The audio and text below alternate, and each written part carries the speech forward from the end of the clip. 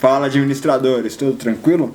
Então, esse é o último vídeo da série de 6 vídeos que eu fiz contando toda a evolução do pensamento em estratégia através da busca pela criação das vantagens competitivas. Nesse vídeo eu vou fazer um resumão de todas elas, falando as partes principais. Então, se você tenha ficado sem entender mais ou menos como que funciona uma, como funciona a outra, e também se você não pegou muito bem como que uma escola linka com a outra escola no pensamento, na evolução do pensamento, esse vai ser o vídeo perfeito para você. E no final eu vou falar qual que é a escola, ou quais que são as escolas que eu mais gosto, e vou te falar o porquê. Tá curioso? Então vem comigo.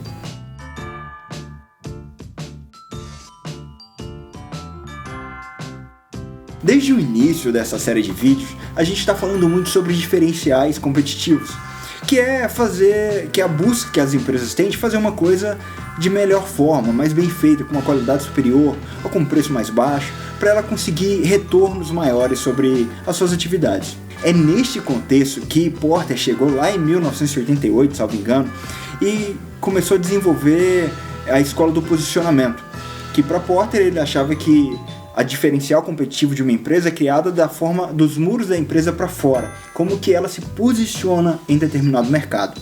Aí ele desenvolveu as 5 forças de Porter, ele falou um pouco sobre a análise SWOT, mesmo não citando a análise SWOT, ele falou sobre contraposição das forças e fraquezas com as oportunidades e ameaças, e desenvolveu muito a literatura por esse lado. Vale lembrar que aqui no canal a gente tem muitos vídeos sobre isso, tanto sobre as 5 forças de Porter, quanto o uso e aplicação da análise SWOT, enfim, muita coisa. Então, se você se interessa, já dá uma olhada aí, vasculha os canais, já clica no gostei de todos eles também e vai compartilhando, assim vocês me ajudam a administrar as coisas por aqui. Enfim, para Porter e para os autores da escola do posicionamento, o diferencial competitivo tinha a ver com as questões fora do muro da empresa, ou seja, onde que elas se posicionavam. Só que aí alguns autores viram aquilo e falavam, poxa, se realmente é assim que se cria o diferencial competitivo, se posicionando em um mercado dessa forma, por que as empresas que se posicionam no mesmo mercado dessa mesma forma, elas diferem? Aí a gente teve uma série de estudos que mostrou que as empresas sim diferem e diferem de maneira, assim, grotesca, é muita diferença de uma para as outras. Daí começou a surgir uma série de autores que falou, não, na verdade o diferencial competitivo é do muro das empresas para dentro, através dos recursos da empresa. Como que a empresa ela combina os seus recursos para aproveitar as oportunidades do mercado e para se livrar das ameaças. Segundo essa escola, os recursos da empresa, para serem relevantes o suficiente para criar diferencial competitivo, eles tinham que ser raros, difíceis de imitar e valiosos. Mas daí veio outra série de autores e começaram a observar assim, poxa, legal, o posicionamento, os recursos internos da empresa, mas vocês estão entendendo, vocês estão presumindo que o mercado está estático, esperando vocês fazerem isso, vocês se posicionarem ou vocês combinarem os seus recursos, mas na verdade não, o mercado ele mexe o tempo inteiro. E essa dinamicidade, essa capacidade de se envolver nessa dinamicidade e ir aproveitando as oportunidades que tem, neutralizando as ameaças, que gera, na verdade, os diferenciais competitivos. Foi aí que surgiu as Dynamic Capabilities, que fala que é de quão bom a empresa é em sambar entre todas essas mudanças, usando seus recursos ali para criar diferencial competitivo, que é, na verdade, a resposta para todas as coisas. Mas assim, ainda assim, com o pensamento tão aprofundado, ainda existiam autores que falavam, poxa, vocês estão ignorando nessa discussão que vocês estão tendo acerca da criação de diferenciais competitivos, vocês estão ignorando umas coisas muito interessantes que estão acontecendo lá fora. Vocês repararam que aquelas empresas, elas estão criando diferenciais competitivos através do relacionamento que elas têm? Vocês veem que aquele fornecedor está funcionando dentro do cliente dele e com isso ele consegue vender mais barato, aumentar as margens e os dois saem ganhando? Ninguém está falando disso aqui. E se cria sim diferencial competitivo através das relações. Daí veio o Relational View falando como que você cria diferenciais competitivos através dessas relações. Daí falaram muita coisa, como compartilha conhecimento, compartilha recursos, mecanismos de governança corporativa, como que você faz para evitar que uma empresa passe perna no outro, enfim, um monte de coisa relacionada a esse sentido. E daí veio um outro pessoal ainda mais aprofundado no relacionamento e falou assim, poxa, vocês estão automaticamente falando que é equivalente os pensamentos coletivos nos pensamentos individuais. E se uma empresa tem realmente a capacidade dinâmica, é porque as pessoas nessa organização têm essa capacidade dinâmica. A cultura dessa organização proporciona isso.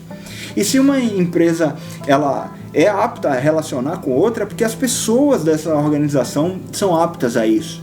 Se uma empresa consegue aproveitar as oportunidades de determinado mercado, é porque as pessoas que estão lá são aptas o suficiente para isso. Então a gente traz uma abordagem mais próxima do assunto, a gente particiona todo o entendimento e vai estudando a nível individual, né, a nível um pouco mais atomizado, todas essas questões para entender onde que eu vou criar o diferencial competitivo e como que os diferenciais competitivos são criados, na verdade, no nível singular do raciocínio. É claro que para muitos as Dynamic Capabilities ou mesmo as Relational Views não chegam a ser uma escola do pensamento estratégico, são mais uma perspectiva, mas elas nos ajudam muito a encarar toda a evolução do pensamento e nos amadurecem como executivos. A gente passa a ter mais ferramentas para lidar com as incertezas do dia a dia. Então agora, como prometido, eu vou falar para vocês o que eu acho disso tudo, né? Agora eu vou deixar a imparcialidade de lado, vou ser completamente parcial e vou falar o que eu aprendi, o que eu achei disso tudo e tal. Mas antes, se você gostou do vídeo, se você gostou dessa série, se inscreve no canal, ativa as notificações, comenta aqui embaixo pra gente. Agora que a gente já falou sobre todas as escolas, qual que você acha mais interessante? Eu vou respondendo e vou também falando dos pontos negativos que eu acho, os pontos positivos, vamos trocando ideia, vamos ajudar essa comunidade dos administradores a crescer. Enfim, primeiro, segundo a minha perspectiva, apesar de que eu conheço trabalhos de autores que falam que não dá para você aproveitar mais de uma escola, eu acho que como executivo daria. Você pode, por exemplo, não aproveitar as ferramentas de controle, as ferramentas que você vai usar para potencializar as vantagens de cada escola em todas elas. Porque senão você vai perder, na verdade, o diferencial, a raiz do diferencial competitivo entre cada escola.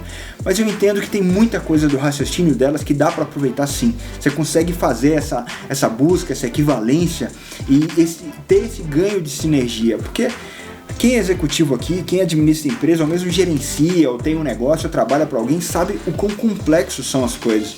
Então você tem que beber um pouco de várias fontes para você ter munição suficiente para conseguir lidar com essas questões do dia a dia como administradores. E um outro posicionamento que eu tenho é que Porter, lá atrás, eu acho que em 1980, Porter já estava falando, quando ele falava das 5 forças de Porter, ele já estava falando de você observar de certa forma o mercado.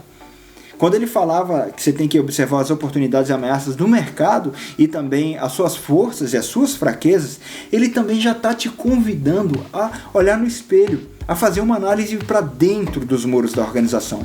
E muita gente critica ele falando que a abordagem dele é efetivamente ou excessivamente voltada para fora dos muros da organização. A questão é que na ciência você tem que aprofundar em determinado campo. Você não consegue ter uma visão generalista aprofundada e bem desenvolvida. Ele resolveu desenvolver a parte do posicionamento. E nada contra isso. Para aquela época era, sim, super interessante que isso fosse desenvolvido na realidade. E da mesma forma, você estudar como que você vai se posicionar em determinado mercado, sabendo que você vai brigar por preço, por qualidade ou por qualquer outro tipo de coisa importante, é muito importante. Mas você também saber analisar as suas forças e as suas fraquezas para conseguir moldar os seus recursos, para aproveitar as oportunidades que surgem também é muito importante. E, poxa, a Dynamic Capabilities, num mundo tão incerto, tão ambíguo, né, VUCA, que a gente fala hoje em dia, eu tenho um vídeo falando sobre isso, é muito complicado. Você tem que ter sim dinamicidade, você tem que saber ter flexibilidade para aproveitar, para pegar um plano, para desistir do plano. Opa, não é a hora agora, eu vou precisar desse recurso para fazer aquilo. Você tem que ter essa visão. E os relacionamentos, poxa, caramba, com certeza. Eu tenho mudado muito a minha perspectiva com relação a esse assunto nos últimos meses. Antigamente eu imaginava que os concorrentes eram concorrentes e eu buscava me fechar o máximo que eu pudesse. Mas agora eu estou entendendo eles como aliados. Às vezes eu tenho um problema, viro pro meu concorrente e falo, poxa, eu tô com esse problema, como é que você soluciona isso?